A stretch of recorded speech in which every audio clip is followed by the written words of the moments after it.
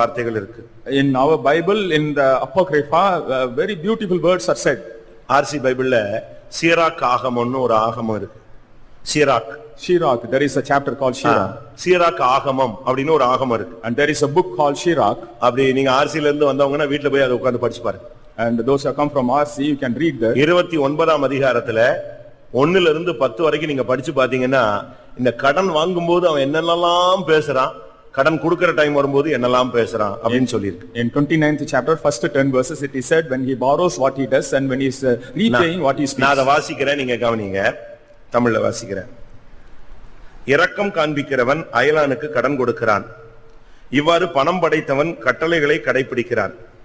உன்னுடைய அயலானுக்கு அவனுடைய தேவையில் கடன் கொடு. நீயும் குறித்த காலத்தில் அயலானுக்கு திருப்பி கொடுத்து விடு. வார்த்தையை காப்பாற்றி அவனுடன் நம்பிக்கையாய் நடந்து கொள். உனக்கு